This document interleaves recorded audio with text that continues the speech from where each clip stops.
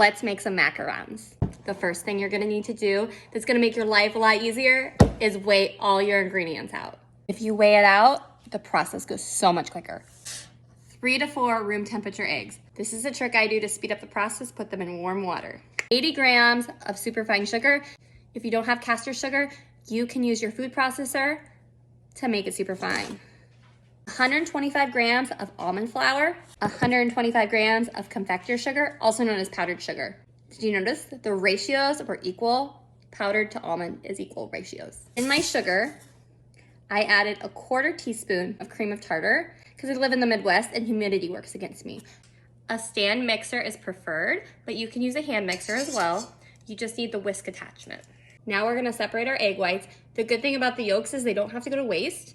Last time I made macarons, I took my yolks, I dried them out in the salt, and then now I'm drying them out for another week so that I can zest these on food and it'll be extra delicious. The most vital part of this is not to get any yolks into the whites because the whites meringue does not like yolk.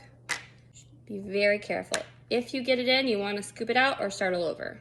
If they're room temperature, they should separate fairly easily. The reason that you want room temperature eggs is because your meringue will not form if they are too warm. It will just sit there.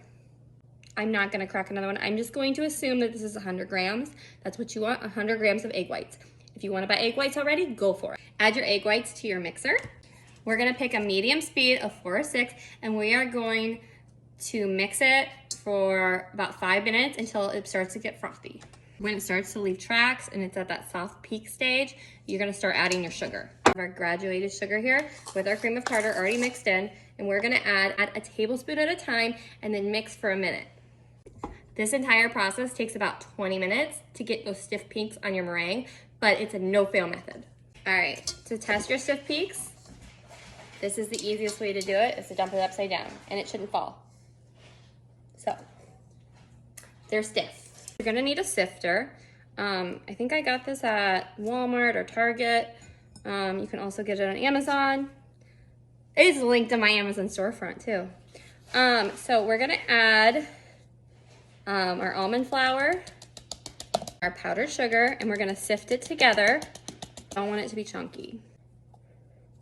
Whatever's left over here, you want to toss, but don't toss too much because this is an ultra fine. You're gonna add this slowly, about in thirds, and you're gonna fold. So that means you're gonna whip it underneath and bring it up.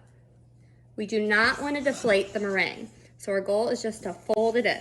You're gonna do this for about 100 to 125 strokes. I'll show you when we get there. This is also the time to add your color. We're gonna do rose from Wilton's and some purple added to it. This is a gel. I prefer gel with macarons because it just mixes so much better. So I have a glove on because this stuff gets kind of messy. You don't need a lot. I just do like a toothpick's worth and then place it in there. This is just from the grocery store, this purple gel. We just added in some more. This is the make or break it time, so I like to count just so I'm keeping track and I know I'm getting close. It's also a hard workout, so be prepared. This is the most manual part of these. All right, we're taking a break. My arm is crazy. I'm at 79 strokes, so I'm getting close. So when you get to where it almost forms the figure 8 ribbon, 99, 100, 101. Oh my God, we got it! Ah! About 107 strokes today. Let me show you what I mean. Okay, so when we scoop it, it should form a ribbon and continue, okay? So you don't want to overbeat it, but if it doesn't make the ribbon, it's not done. This is done. Perfect. Time to pipe. I want to prep a couple pans. I highly recommend these silicone mats. It gives you exactly the size you need to make them because you want them even. They do have better ones now than this one. These do work. I'm not buying new ones until, so you can use different sizes for this. I'm using a 2A from Wilton, You could also use a 1A or a 12 to pipe.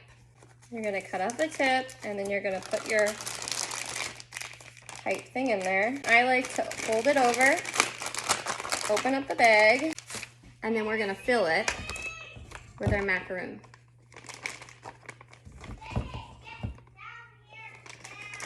If this is hard for you, you can always get a cup and put it in that way. That's how I used to do it, but this is so much easier once you've practiced a few times. So I highly recommend trying to hold it yourself. It's not super hard. We're gonna make the little cookies today.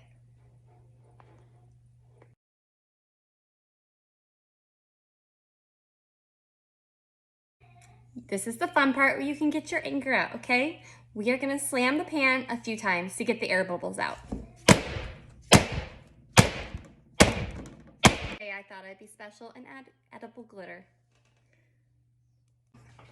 You're gonna let these sit for 30 minutes to 1 hour to let the shells form. Gonna bake for 13 minutes at 325. When you're done, they'll look like this. And you should have feet.